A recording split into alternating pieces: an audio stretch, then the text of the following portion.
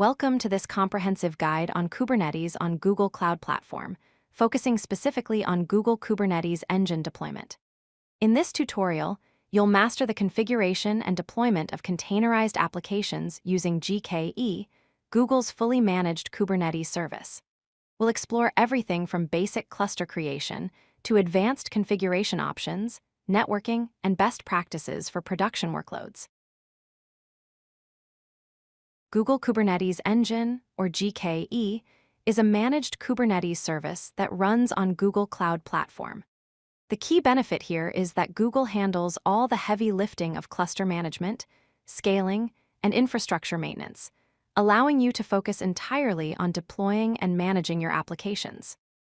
GKE simplifies container orchestration by eliminating the complexity of managing Kubernetes control planes, which traditionally requires significant expertise and operational overhead.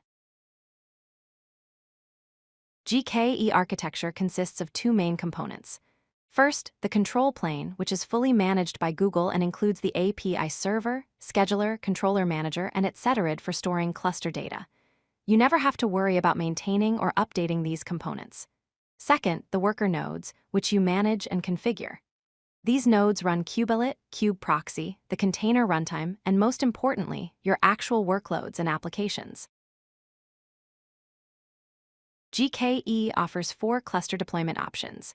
Zonal clusters deploy in a single zone, offering lower cost but no zone-level redundancy. Regional clusters span multiple zones, providing higher availability with automatic failover capabilities. Autopilot mode is fully managed, where Google handles node provisioning, scaling, and security patches automatically. Standard mode gives you manual configuration with full control over nodes, networking, and all cluster settings. Creating a basic GKE cluster is straightforward using the gcloud command line tool. The command gcloud container clusters create my cluster, with the zone flag set to usCentral1 and num node set to 3 creates a 3-node cluster in the usCentral1 a zone. By default, this uses the E2 medium machine type, which is suitable for most development and testing scenarios. For production workloads, you'll want advanced configuration options. This example creates a regional cluster across multiple zones in usCentral1, using N1 standard 2 machine types with 2 nodes per zone.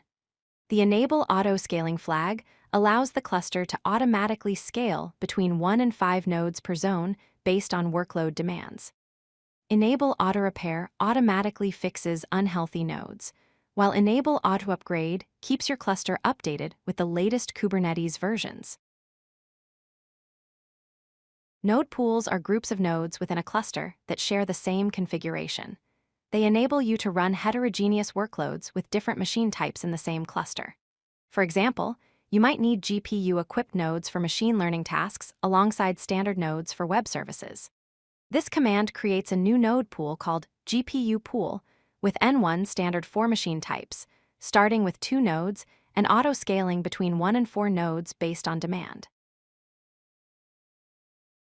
GKE provides 3 key networking features.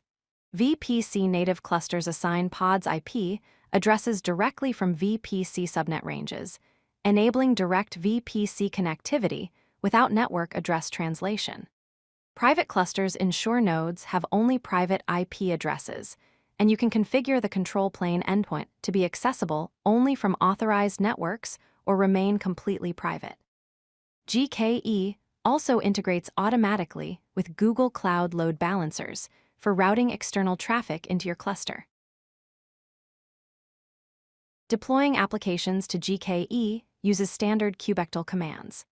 The kubectl create deployment command creates a deployment named NginxApp using the Nginx latest container image. The kubectl expose deployment command then exposes this deployment externally by creating a load balancer service on port 80. This automatically provisions a Google Cloud Load Balancer with an external IP address that routes traffic to your Nginx pods. To interact with your GKE cluster, you need to configure kubectl authentication. The gcloud container clusters get credentials command downloads cluster credentials and configures your local kubectl to communicate with the specified cluster. After authentication, you can use standard kubectl commands like kubectl get nodes to view cluster nodes and kubectl get pods all namespaces to list all pods running across all namespaces in your cluster.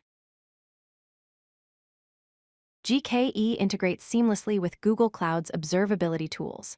Cloud monitoring provides real-time metrics for cluster health, resource usage, and performance, including CPU and memory utilization, network traffic, and pod status. Cloud logging offers centralized logging for all applications and system components, capturing container logs from your applications, audit logs for security and compliance, and event logs for cluster operations and state changes. Let's recap the key best practices for GKE for security.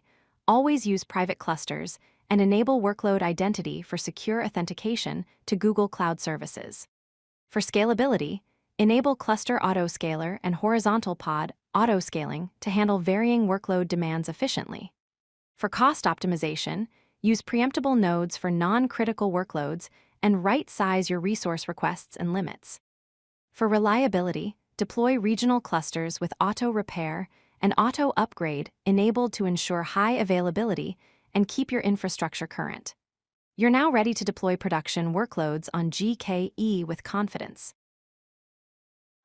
If you like this video, hit that like button and don't forget to subscribe. Visit codelucky.com for more such useful content.